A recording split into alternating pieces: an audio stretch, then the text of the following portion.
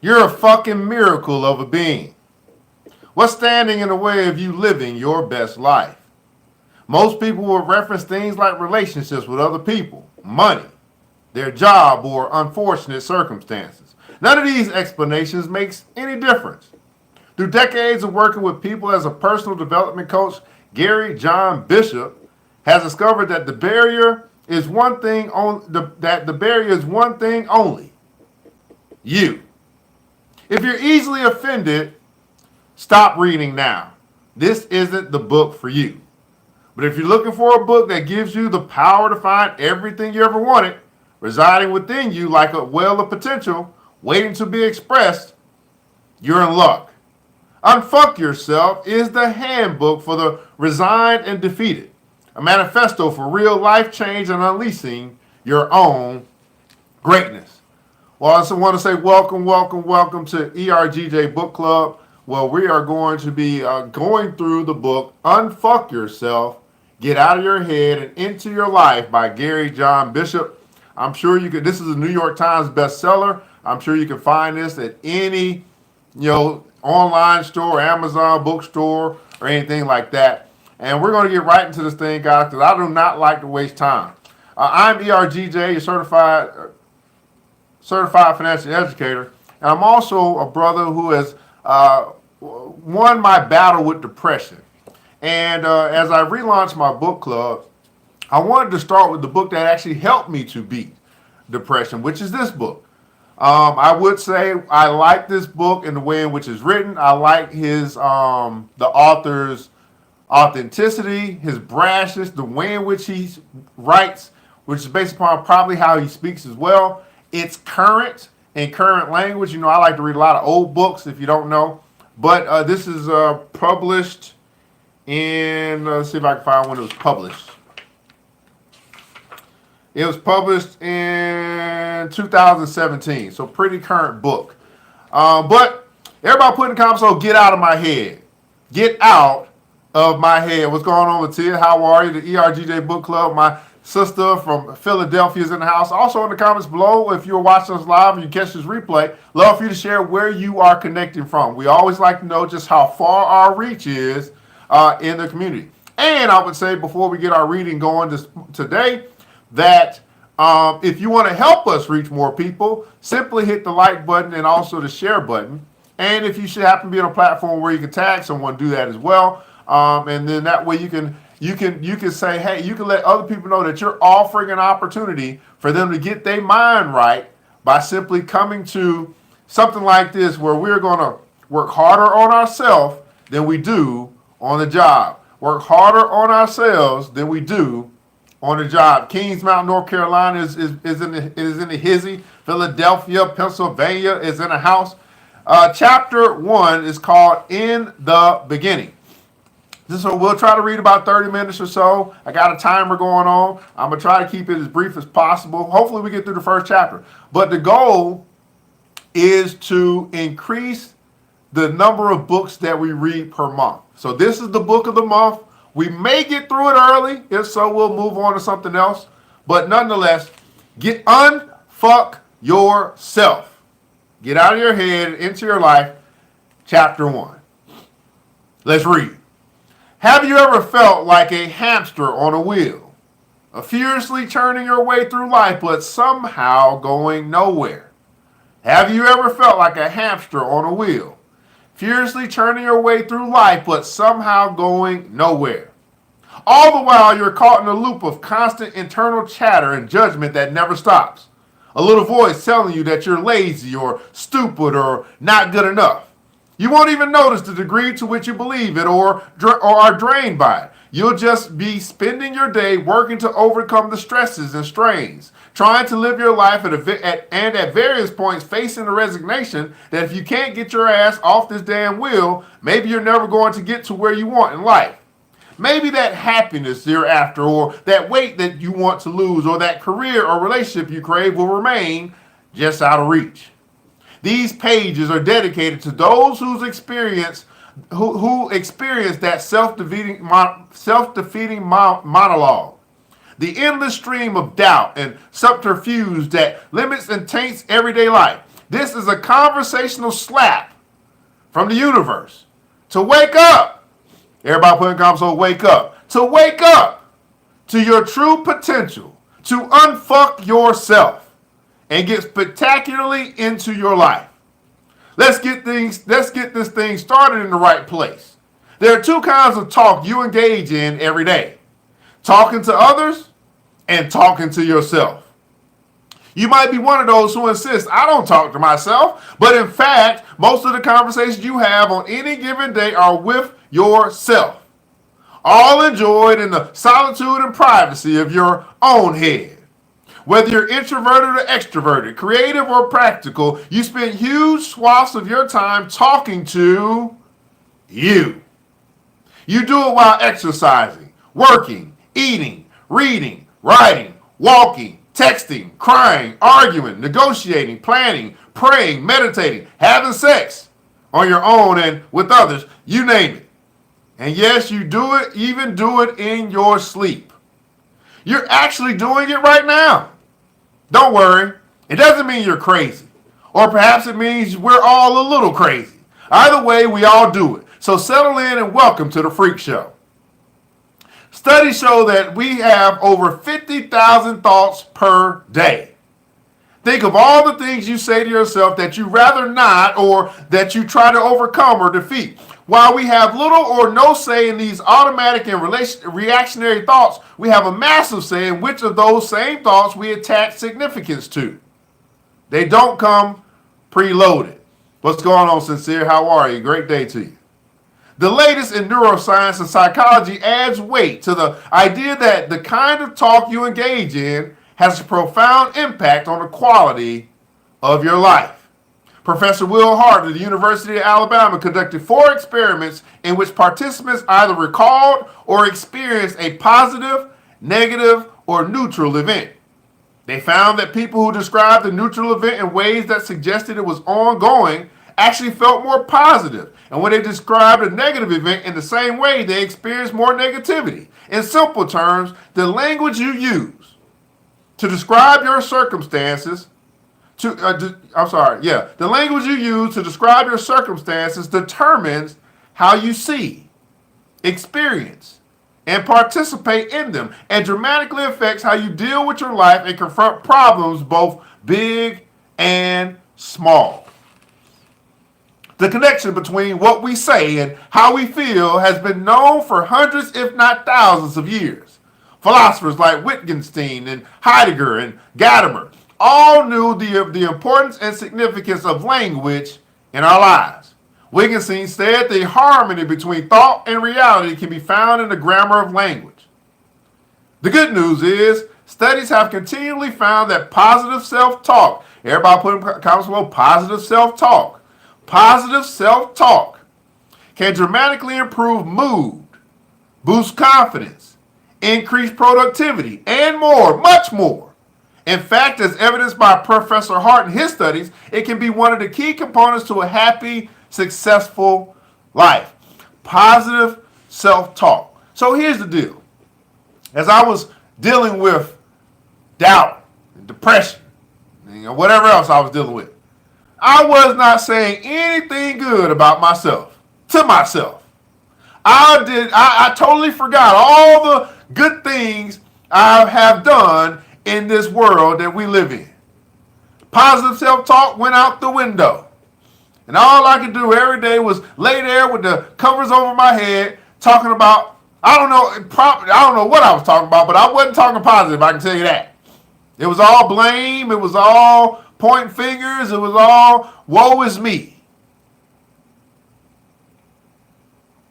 The bad news is the reverse is also true. Negative self-talk can only put us in a bad mood, can leave us feeling helpless. That's how I felt. I felt helpless. How many guys been in a position in your life where you felt helpless? There may be somebody that's watching right now that you feel helpless.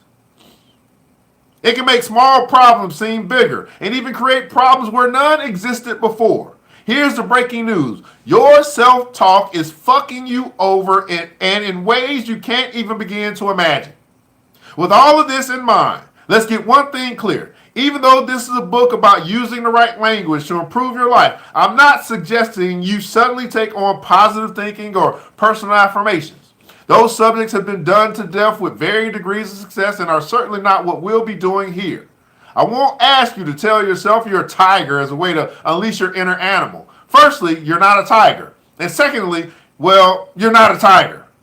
This all may work for some people, but I'm much too Scottish for that. To me, being told to do these sort of things feels like being force-fed a bucket of maple syrup liberally sprinkled with bits of last year's candy canes. Thanks, but no thanks. For all my positives out there, sorry, but we're taking this baby in another direction. This book is designed to give you an authentic leg up, one that feels genuine and right for you and can propel you into greater levels of your true potential. The difference between success and failure. The difference between success and failure. In the comments below, I'd love for you to share something that you got from our first subsection that we just read. Something that you took away from the first subsection that we just read before I go on. I would say for me, it's really got me thinking about what I say to myself. It's really got me thinking about what I say to myself and wanting to command and control my thoughts, to really take control of them. When thoughts come in that I don't want, I want to reject them. When thoughts come in that I do want, I want to accept them. Let me say that again. When thoughts come into my head that I don't want, that seem out of place, that are not really my real me, I want to reject them. Change my mind, in other words. When thoughts come into my head that are authentic, that I genuinely feel are me, I want to accept them. What is your takeaway from the first subsection that we just read from Unfuck Yourself? Get out of your head and into your life. Play to Win said, reject every negative thoughts. That's an acronym for wrench. Reject, I like that. Reject every negative thoughts. Glenda Tate Williams said, here, be careful how you use your words and thoughts. Be more positive. The difference between success and failure. If human emotions largely result from thinking, then one may appreciably control one's feelings by controlling one's thoughts, or by changing the internalized sentences or self-talk with which one largely created the feeling in the first place. That quote comes from Albert Ellis, one of the forefathers of modern psychology. Ellis found that how we think and talk about our experiences shifts the way we feel about them. In short, our thoughts are bedfellows with our emotions. Change the way you think, you'll begin to change the way that you feel. And when we're talking about changing the way that you feel, we're talking about changing the way that you feel about yourself, changing the way that you feel about others, changing the way you feel about some situation, changing the way that you feel about life. Change the way that you think. You will begin to change the way that you feel. This is what we call perspective. Everybody put in the console, perspective. Perspective. You can change the way in which you look at a certain thing or think about a certain thing. Predominantly how you think about yourself. There's some people that woke up this morning that hate themselves. Matter of fact, I watched two things. I talked to a brother yesterday and I watched something this morning, and a word kept coming up, suicidal. I had a brother who I called yesterday. I just wanted to catch up with him, and he ended up telling me, man, I've been going through it. At one point in time, I was ready to take my life. I had already prepared the day that I was going to hang myself. Thank God he's still here. There's another brother who was on a podcast talking about the things that he went through and how he lived a life where he wanted to project to the world that everything was okay, but he was dying on the inside. And at one point he was suicidal. Perspective, the way in which you think about yourself, your situation, your relationship, your job, your goals. Perspective. Ellis also found that the way we think can often be completely irrational. Consider how many times you told yourself something like, I'm so stupid. I always mess things up. My life is over, or some negative description of an event like, this is the worst thing that ever happened to me. Raise your hand if you've completely overreacted to something that, in hindsight, barely registered on the important-o-meter. Okay, put your hands down. People are watching and you're starting to look a bit silly. If you look back, you'll see that in the instant before that seemingly random overreaction, you had a flash of outrageous self-talk. Bang! And off you go with your good self. Some of the things we say or do aren't always particularly rational, but we seem to say and do them anyway. In addition, we never really see what we are leaving ourselves with or the emotional residue of engaging in even the mildest of negative self-talk. You see, it's not always dramatic self-talk. Sometimes it's subtle, but equally disempowering. If you're working on something, you might think, this is so hard. What if I don't finish in time?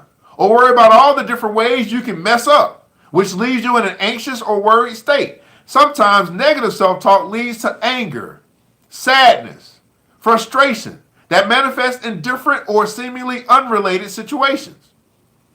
The kind of self-talk doesn't make your life any easier, or this kind. The more you tell yourself how hard something is, the harder it will actually seem. Unfortunately, since we are constantly listening to a steady stream of our automatic inner thoughts and have become so accustomed to the critical voice in our heads, we often don't realize how negative thoughts impact our mood and behavior in any given moment, and as a result, we end up doing or not doing things our rational mind wants us to do. For a simple example, now take a moment to think about the daily chores you dread the most. In the comments below, share in the comments below some daily chore that you simply dread. All because you built them up in your mind to be something worse than they really are. We sometimes avoid simple things like folding laundry and unloading the dishwasher when they actually take little time and effort. I do not like folding clothes. I don't know what's going on. Fold clothes, man. Oh my God. I put them in the washer. I put them in the dryer. I take them out the dryer. I put them in the basket. And then I just start looking at that big old pile of clothes like, damn, they got to fold these clothes. With enough of these little persistent items hanging around, it's easy to collapse them and end with the bigger, more important things until we find ourselves overwhelmed and exhausted by life. Why do we resist certain things in our lives? We have a personal conversation about those kinds of tasks that is firmly rooted in some negative opinion. Look in your own life for your stuckness, and you'll see what I mean. You have a pretty serious self-talk blockage. You have a pretty serious self-talk blockage. Have you been able to identify some blockages, quite possibly, with your self-talk this morning or today? Have you been able to identify, as you're hearing the words from this author, and it's causing you to think and probably talk to yourself right now? Have you been able to identify some self-talk blockages for you? How language changes our lives. How language changes our lives. Everybody put in console, language changes my life. How language changes our lives. The way we talk doesn't only affect us in the moment. It can seep into our subconscious and become internalized, changing our thoughts and behavior in the long term. In real everyday terms, the way we talk to ourselves and others instantly shapes how we perceive life. And that same perception directly impacts our behavior right there in the moment. Ignore your perceptions at your peril. Even worse, live with the illusion that you don't have perceptions. If you're sometimes talking about how unfair life is, you'll start to act according to that view, perceiving slights where none exist, or, as studies have shown, putting less effort into your work because you've already determined it won't accomplish anything. The unfair view will quickly become your reality. On the other hand, the person who views success as if it were just around the corner will not only work his butt off to achieve it, but be energized and alive to it, and all the while acting on that fundamental view of success. Let me tell you something.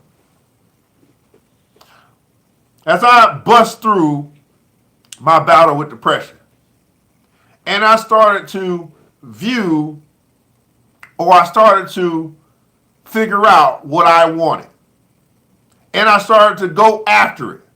That would be the view of success. Everything changed. Everything. My mood changed.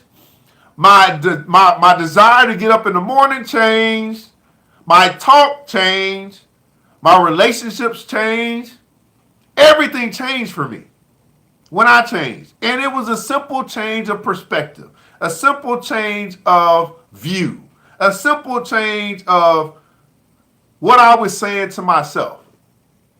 Before, when I was talking negatively, woe is me, I was in a woe is me state of mind. I didn't want to get out of bed. I didn't want to live. I did not care anymore. But then as I began to read the right books and change the way I think, I can't wait to get out of the bed. I'll be up at 3, 4 in the morning just waiting on 7 o'clock. Today I was up at 5 in the morning waiting on 7 o'clock to get here. Couldn't wait to talk to you guys. I was like, why did I set this thing at 7 o'clock? I couldn't wait. A simple shift took me from not wanting to get out the bed to can't wait to get out the bed. You understand? I'd love to know how a shift in your mindset, a shift in your self-talk, a shift in your viewpoint, vantage point, has changed your life.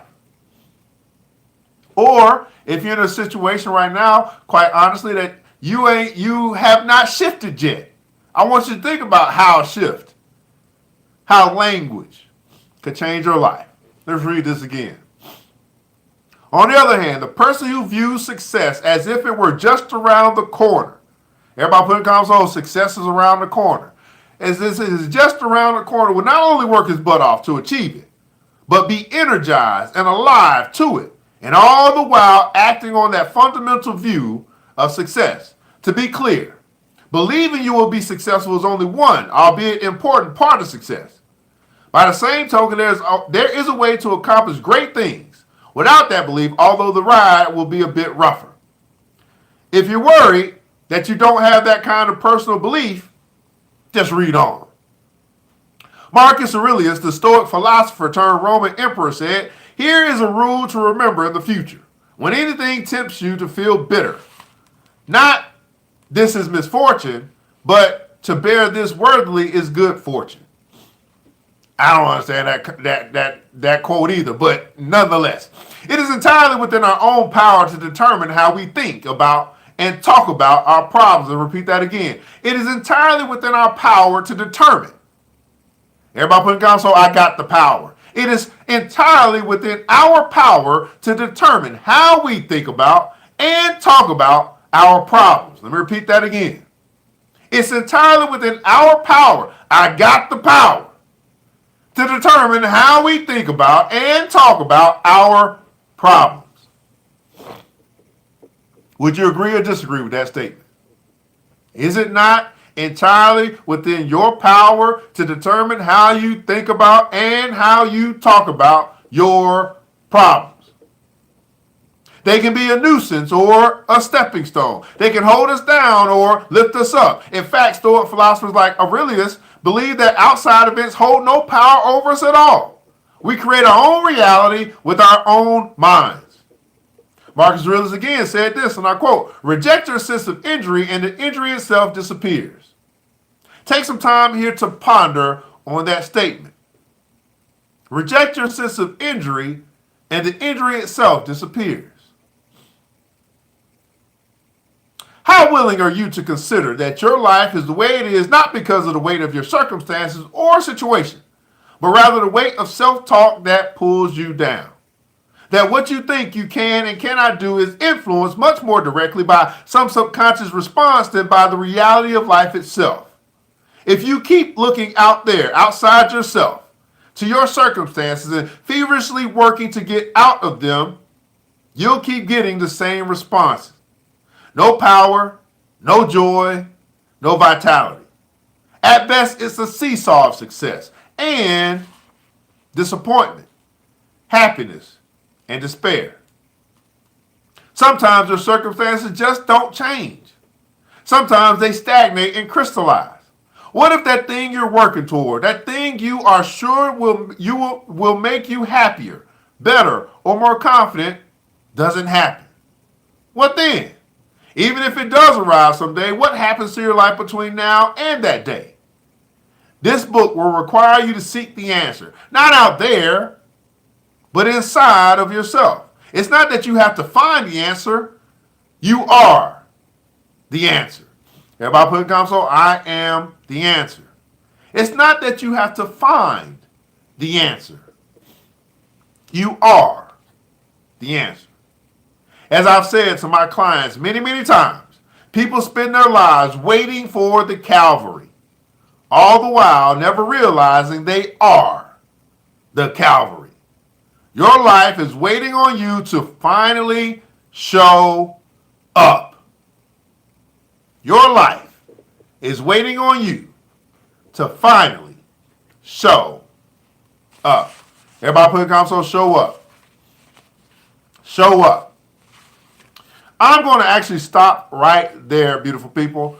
My goal is 30 minutes a day to keep broke and stupid away. We got a whole month to go through this book, so hopefully we make it to the end. Hopefully we make it to the end. If we don't, that's okay, because you can get the book and finish it if we don't make it through. Love for you to share any takeaways that you have for today. Again, if this is something that you enjoy, we ask that you hit the like button, the share button, subscribe button, all that good stuff. It is a way to be able to share something that may change someone else's life. And so we want to be a blessing. We want to sow a seed of thought and give them the opportunity to say, hey, if you're going through it, here's an opportunity for you to connect and do something different to help you get through whatever situation you may be dealing with. Anyway, I want to say thanks so much for all who are watching us live and who might catch the replay in the future. It's been a plum pleasing pleasure. I'm your boy, ERGJ, certified financial educator and also leader, I guess you could say, of this book club. And we will do some different things here where we'll take some recommendations on books to read in the future, but we're not there yet, okay? So again, thanks so much again for tuning in. I want you guys to remember this. It takes a village. It starts with us. Readers are leaders. Wisdom of the world, wisdom of the ages. Anything you want to find out, if you have a desire to learn something, you can find in books. Here's an interesting thing to remember. There's nothing new under the sun. What has been written has already been written. Right? We just find new ways to rewrite the same stuff over and over and over and over again. The powerful thing is that we can give it a new voice, although it's the same words. Let me say that again. We can give it a new voice, although it's the same words. Right? It takes a village. It starts with us. Let's build as we climb together. We all we got, beautiful people. We all we got. And thank God that's more than enough. Have a great day, everybody. I'll catch up with you soon.